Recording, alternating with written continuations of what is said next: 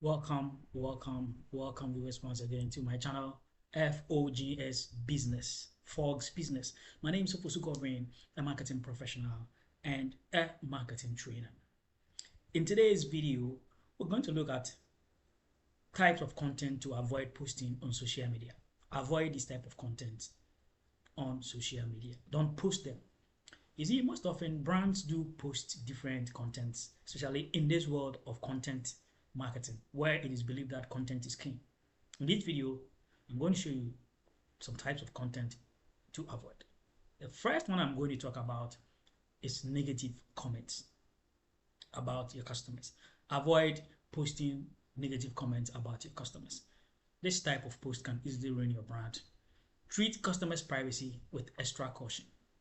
Don't post about customers' unruly behavior. Some customers might be bully customers and might not be satisfied with everything. Nothing actually satisfies them, especially if you are in the service sector. Such customers would most of the time be bullies and rude, but don't post those issues about them on social media. Chances are you can convert some of these customers into loyal customers by handling their problems professionally and conveniently.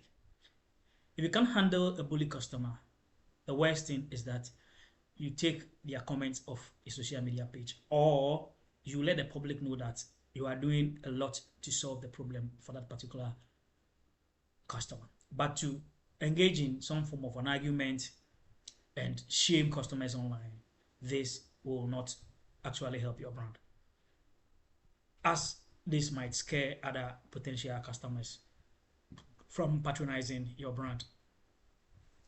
Make sure that you treat customers' privacy on your social media profiles very, very, very carefully.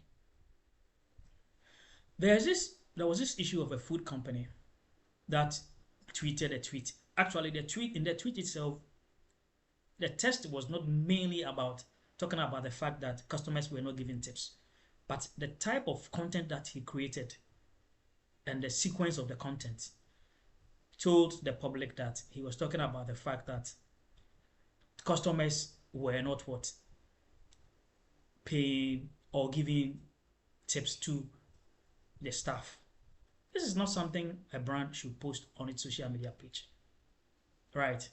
This actually tweet had several replies in a matter of a short moment, over 509 replies, hitting back the brand for the brand tweeting that tweet, and as a matter of fact, talking about the fact that customers are not giving tips to staff. So it is important to ensure that you do not post negative things about your customers.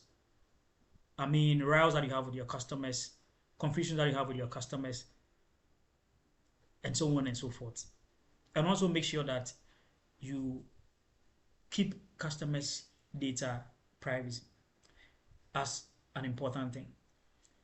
Inform customers before you publish some aspects of data about them, for example, their phone numbers and other things.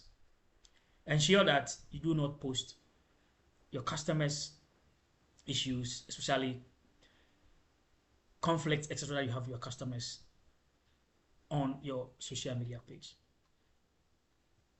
This, as a matter of fact, can reveal some company secrets, and it may depict to the public that there are certain bad practices going. For example, it may depict that you are not paying your staff well. If the issue of tips is something that a brand have to be talking about. Another thing I'm going to talk about is to avoid irrelevant hashtags. Hashtags are a great way to discover brands by customers. People use hashtags to search for products and services. They are more or less like a search engine. Hashtags are a great tool for discovering brands and even also giving your brand some form of a visibility. It helps to give visibility to a brand on social media. They are very useful on all the social media platforms. People search with hashtags. For example, if I type in hashtag pizza in London, I'm going to see all brands that have posted using that hashtags.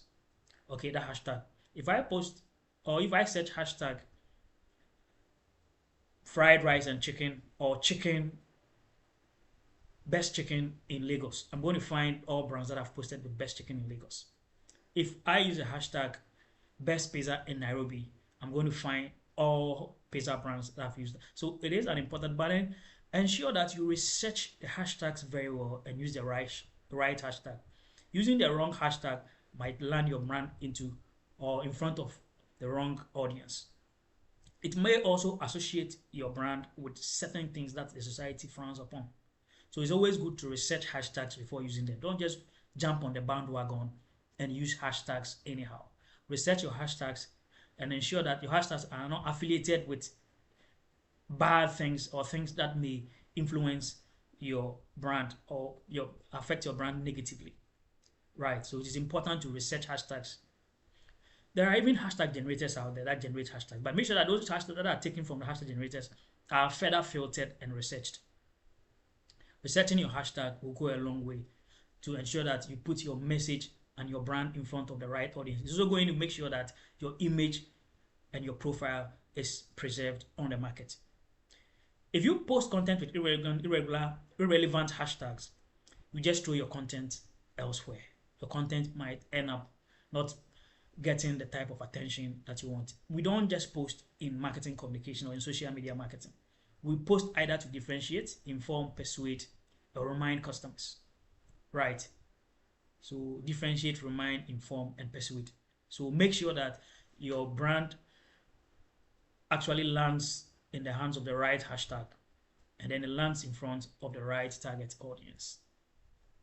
The next thing I'm going to talk about is disclosing confidential information or over disclosing information. In this era of content is king, content that we post on social media can also affect our brand. We tend to overly promote or post content about our businesses too much. Don't reveal secretive information about your business. For example, secret ingredients or formula that should be kept secretly.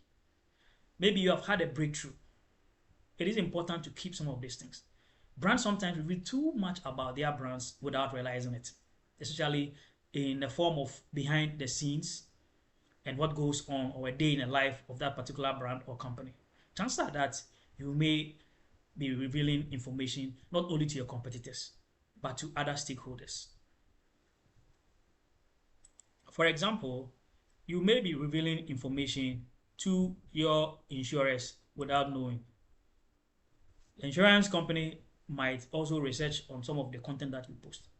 Chances are you might have posted a content that might actually, affect your insurance policy. This may also affect your level of risk assessment and then your premium and then payment, etc. In investigation, if I'm an insurance company, I would like to also research your social media profile to see whether you are doing certain things that might actually affect your insurance policy.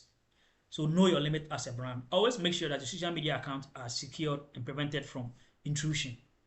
Ensure that hackers do not hack into your social media account. Run imposter checks regularly to see whether other people are mimicking or using your brand name to create social media profiles and platforms to create or generate wealth. This may also affect your brand. So run imposter check. Google your brand name. Go to all the social media platforms. Search for your brand names and even sometimes your own hashtag that you have created. Create a separate email account for your social media pages. Don't use the same official pages that you use for sending your financial information and very important data. So that in case your social media page is actually under attack or your email is under attack, intruders do not get further information about your business. So it is always advisable to create a separate email address to register your social media page so that further access to data is prevented when hackers hack into your social media account. The next thing I'm going to talk about is to be mindful of posting content with errors, offensive languages towards competitors and cultures and religion as well. One, typographical errors or grammatical errors may present a different image of your brand to your audience. It may create an image that your brand is a careless brand. It may create a careless personality of your brand if you keep posting and always making typographical errors, grammatical errors in your post, especially when you are serving multi-domestic markets. What I mean by multi-domestic markets is that you are serving international markets, more than 2, 3 countries or more countries. We have countries that are sensitive and those that are not sensitive when it comes to culture, grammatical errors, and even the use of symbols, colors, etc. One must research a lot before going international. So research those markets that you are entering to know what's accepted and not accepted, whether it's a high contest or sensitive markets when it comes to culture. In some countries, what is said is what is meant. Certain words may mean different in certain languages. Ensure that you use the right translations, right, especially when you are going international. And make sure that you do not violate international cultures, etc. For example, some years back in certain European countries, that was on TV, but once you are doing video, it's more or less like TV. It was against the law to show an advert, whether you are showing an alcoholic advert or not. In the advert, an alcoholic drink above certain percentage should not be shown in videos when you are advertising. And if you don't know some of these things, your ad might have issues. So it is important to research.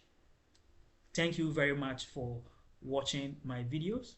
If it's the first time, I'd like to say welcome, and then don't forget to hit the subscribe button and subscribe. If you're a returning viewer, I'd like to say thank you for coming back. If you have not subscribed, hit the subscribe button and subscribe. Don't forget to comment, share, and also give me topics that you think you want to know more about. Thank you very much.